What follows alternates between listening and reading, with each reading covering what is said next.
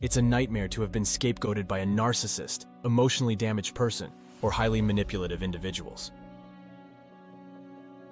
You might have grown up in a home where you were blamed, shamed, or framed as less than in a distorted, unfair way. It takes a toll on our mental health. Sometimes that makes us too nice, agreeable, may limit our ability to express ourselves, or lose sight of our own needs. In this video, I'll share why someone or an organization does this and 6 key actions for reclaiming your life. Let's start with the why. Why would someone do this to us? First, know that it's not you, it's them. Especially when children are targeted, they are scapegoated because the abuser has issues that they can't deal with. In the case of my father, he suffered unfair blaming and disrespect in his family of origin, and brought that energy to me. Because of deep insecurities, some people try to control the world and the people in their social circle. So they try to dominate to compensate for this inner wound. When they can't control you, they try to control how other people view you to diminish your influence and to harm you. When they lose control, they launch a smear campaign against you. The best smears contain a little bit of truth laced with vicious lies. They might make it very public or shroud their smear in a kind of religious piety that they don't want to disparage you, but to protect the flock from you, the predator. Yes, they frame you as the bad guy so they look like the victim when the opposite is true. It's wild to see friends, family, and cherished associates turn on you for reasons you don't fully understand. You might have left an abusive relationship and suddenly people you loved and trusted avoid you like the plague. Or you hear them say things like, "It's sad how easily you throw away a relationship and refuse to give the abuser a chance to prove his love." I know you have struggled with your mental health, and your overreaction is more about you than the abuser. I was shocked to see friends and family avoid me after leaving a religion that was clearly based on lies. They had no interest in why I left and felt the need to villainize me, so I was the problem, not their religion. Even my own true-believing mother shunned me and requested that I not speak at her funeral because I didn't share their fundamentalist beliefs. Dark. When a narcissist can't control you directly, they attempt to control those close to you. These people are called flying monkeys because, like the movie The Wizard of Oz, they do the bidding of the Wicked Witch. Flying monkeys won't realize how they've been played as they do the bidding of the one targeting you. The passive attacks are the worst. By passive, I mean the whispers behind your back or the people who avoid you might catch you off guard at first. Suddenly, the playdates with other children disappear for reasons you don't fully understand. The direct or openly aggressive attacks are the easiest to deal with because at least you know what they're accusing you of. Okay, so far we know that damaged, high-control people shift blame or seek to harm you to diminish your influence or harm you. But what can we do? Let's unwrap 4 unfortunate truths, then get to the 6 key actions to survive the blame game. The first unfortunate truth is that people will believe what they want to believe, and it can be nearly impossible to help them see you or your situation differently. That is what it is. Let them be who they are. I found this with true believers who wanted to see me as Satan-filled and evil so their religion couldn't be the problem when I left. Second, know that you will lose some people when you leave a toxic relationship or religion. Some people near and dear to you will not understand because of the beliefs they have. Your daughter, mother, close friend, or former associate may shun you because of what they heard. Or when you try to explain, they throw up their hands and say, "It's a mess," he said, she said, "and I wish you all the best." The sad truth is that you may never get them back in this life. The third hard truth is that most people don't want to know what you know about the manipulator, narcissist, or toxic person or organization. Don't unload your facts on people who aren't ready or who aren't asking. You can damage relationships when you try to force answers to questions they're not asking. Share only with those who truly want to understand. Most won't. The fourth truth is that you need to understand the dynamic in dealing with the manipulator, narcissist, or toxic person because they're dangerous.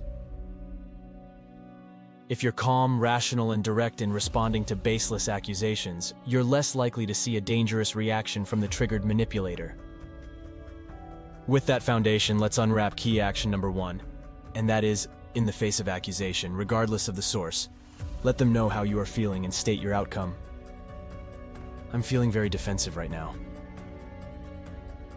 I want to understand why you make such an outrageous, unfounded falsehood about me.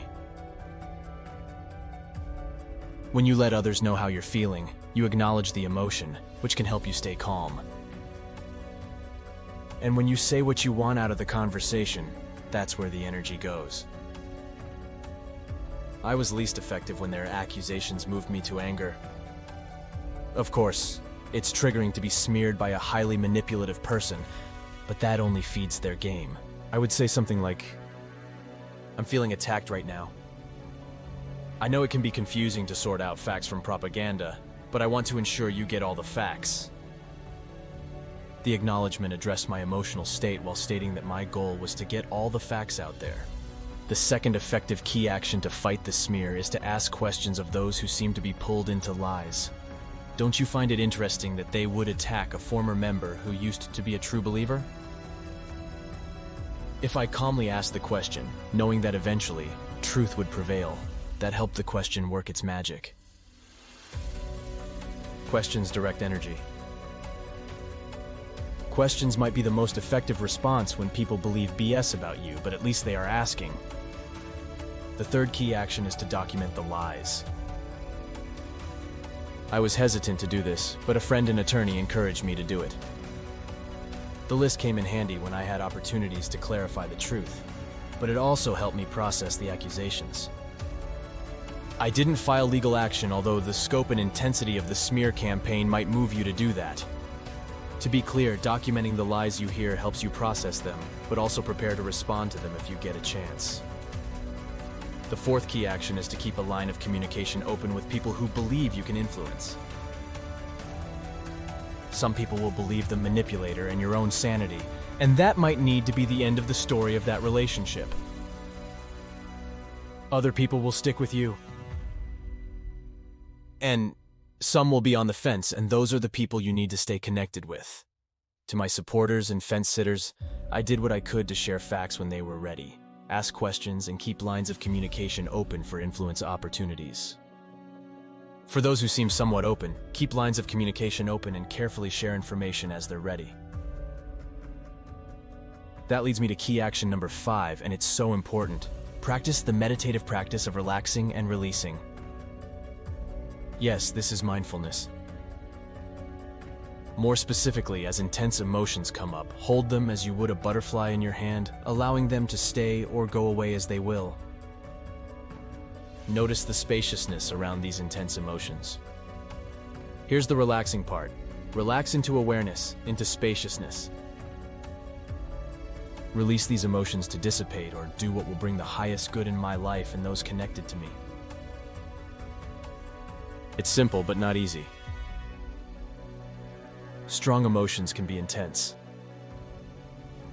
Attacks, smear campaigns, and alienation have been the hardest emotional struggle of my life. Leaving a toxic religion and relationships almost always invites these smear attacks. What do you do in the midst of this battle? Let go! Practice relaxing and releasing. Surrender. Allow a higher power to deal with these emotions. Family member shunning can be very intense. Be in these emotions, seeing them as they are, and with your hand open as they can stay or fold back into source. I want to acknowledge the emotion without creating a story about it or getting sucked back into what amounts to re-abuse. With especially heavy emotions, I watch the emotions from a seat in a theater. That gives me some distance to acknowledge the emotions without getting pulled back into them. Then, I thank the emotions for their role in my protection. Then I give them permission to stay or fold back into neutrality as I set my sights on my best life. Speaking of your best life, key action number 6 is to live your best life. Yes, key action number 6 is the most powerful thing you can do in response to smear campaigns, and that's live your best life. Nothing combats a smear campaign than feeding your life with what brings you joy, vitality, success, and wholeness. I was doing the relaxing and releasing meditation we discussed in the previous key action, and that helped me process some big emotions. And I realized that I needed to focus on creating my best life. So every day I meditated and envisioned what life would look like if I lived my best life. I came into alignment with that best life in mind and later in actions. My daily routine started early with some yoga, nothing too wild, then either meditation or exercise. I felt better, and this helped me process some of the ugly emotions the smear campaign inflicted on me. Feeling and looking better led to success at work. Feeling stronger became influential with those who would listen to my side of things. But let me be clear, I didn't want others to believe me or validate me. I just wanted to do my part to help others navigate the smear, the disparagements, and the crap that was being said about me. If you're noticing positive momentum that started with an empowering daily routine, you're right on. I also steered clear of parasites, things that feel good but steal vitality. Alcohol, drugs, and other forms of escape didn't serve my return to vitality because they took more than they gave. The same is true with overeating. It feels good at the time, but overall takes more than it gives.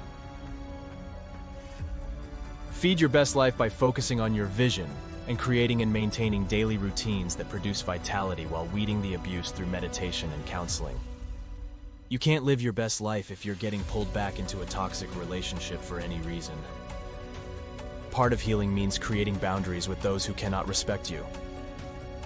Boundaries mean no contact with the abuser and with those who believe the abuser. Healing also means that you are aware of the parts of you that opened the door and kept it open.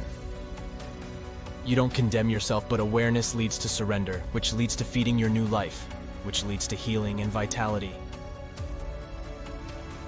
If you got value from today's video, subscribe to the channel and like the video.